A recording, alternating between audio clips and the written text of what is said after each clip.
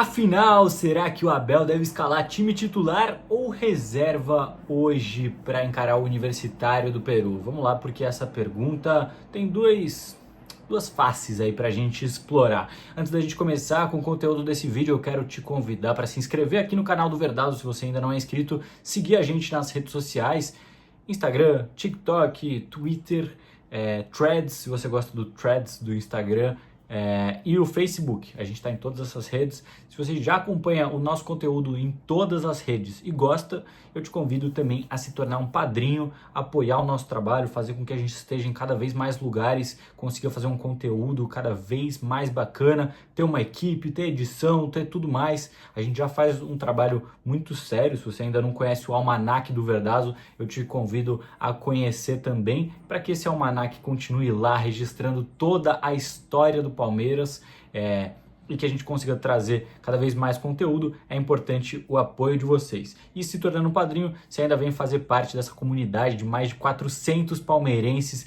que tem debates em alto nível, muita informação bacana, sem fake news, sem sensacionalismo, sem explorar polêmicas aí contra o Palmeiras. E você ainda pode fazer amizade, porque a galera é muito gente boa, beleza? Então bora lá. Por que eu falei que tem duas faces essa questão do jogo de hoje? Como o Abel deve escalar essa equipe? Por quê?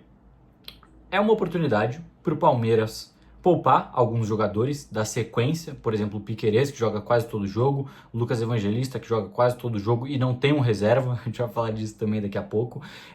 Então, assim, é uma boa oportunidade para o Palmeiras dar um respiro para os seus jogadores da sequência de jogos, mas ao mesmo tempo o Palmeiras só joga depois, na segunda-feira, e depois da segunda-feira só joga no outro domingo.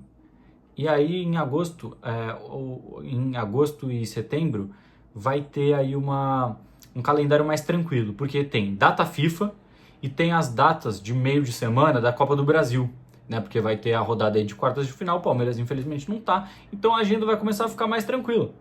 Então os jogadores podem participar do jogo, poderiam participar, só que assim, ainda tem um terceiro ponto, na verdade.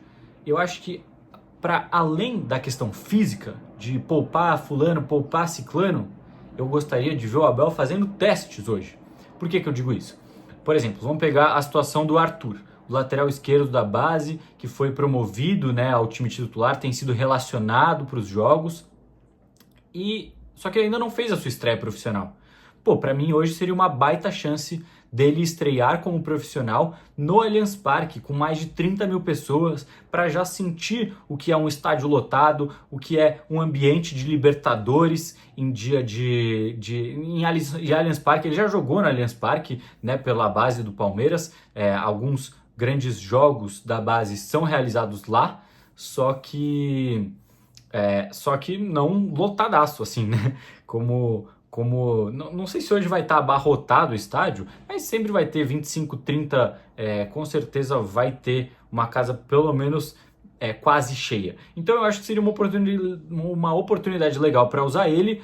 Eu não sei como é que fica aí a questão do Sub-20, porque tá entre duas finais de Brasileiro, mas eu acho que entre duas finais de Brasileiro, o cara fazer uma estreia em Allianz Parque pelo Palmeiras, num jogo que não tem nenhuma pressão, acho que pode ser até bom para o segundo jogo ele chegar mais motivado ainda, já com uma casca de estreia do profissional, não sei. Aí fica a critério do João Paulo, do Lucas Andrade, técnico da base, e é claro, do Abel. Eu daria essa chance para ele, mas esse é só um exemplo, tá? Por exemplo, para mim o que é mais importante é testar opções para reserva do Lucas Evangelista. O Lucas tem jogado todos os jogos desde que o Richard Rios saiu do Palmeiras. Ele mesmo já falou pra gente em entrevista, né? Falou pro Lucas Bueno lá na zona mista, que concordava que o Palmeiras tinha que trazer um outro camisa 8. Ele falou, o Palmeiras deve trazer um outro camisa 8, mas pra mim não tem problema, eu quero mais competir por vaga, vai ser muito bacana, eu não tenho medo de ter que disputar posição. Ele fez uma fala bacana lá também, mas ele mesmo admitiu que o Palmeiras tinha que trazer um camisa 8 e até agora nada. A gente vê aí especulações de que o Palmeiras volta a negociar com o Andreas Pereira, mas só também, tipo assim, não tem nenhum outro alvo que esteja tão próximo, segundo os principais setoristas do clube. Eu espero que o Palmeiras esteja agindo na surdina, como agiu, por exemplo, com o Felipe Anderson, em que ninguém sabia da negociação até que ela foi concretizada e ele foi anunciado. Se o Palmeiras estiver fazendo isso e anunciar um 8, perfeito. Se não, ferrou. Para mim seria um buraco gigantesco no planejamento. É um buraco gigante no elenco. Porque o Lucas, ele é bom jogador. Mas ele não cara, um cara incontestável para ser o seu camisa 8, o único. Não dá. Primeiro, ninguém pode ser o único camisa 8 da equipe. E o Lucas, ele é bom. Para mim, ele é bom para compor elenco. Mas, eu quero ser campeão da Libertadores, o meu titularzaço vai ser o Lucas Evangelista, ele estando bem, ele estando mal. Cara, se você tem alguém para fazer uma sombra, pelo menos para ele pode se colocar num alto nível para disputar essa posição, e se ele conseguir se manter em alto nível, ele vai ser titular. Senão, esse outro cara aqui passa à frente e eles podem fazer essa briga, como acontece, por exemplo, com Aníbal Moreno e Emiliano Martínez. É fundamental que o Lucas tenha essa sombra. Enquanto ela não chega, o Palmeiras pode testar outros nomes. Pode testar, por exemplo, o Alan. A gente sabe que o Alan já fez camisa 8 na base, já fez camisa 8 também no Palmeiras, né? Eu digo segundo volante. Ele já atua assim no Campeonato Paulista e foi bem.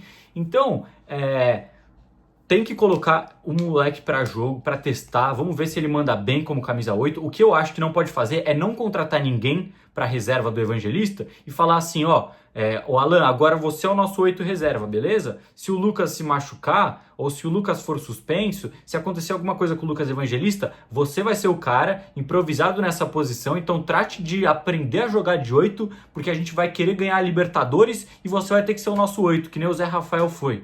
Aí é loucura, né? Pra cima de um moleque de 21 anos que nem é da posição. Então assim, mas de qualquer forma, chegando um outro reforço ou não chegando, tem que dar a chance do Alan dele se tornar o reserva da posição ou até se tornar um titular da posição.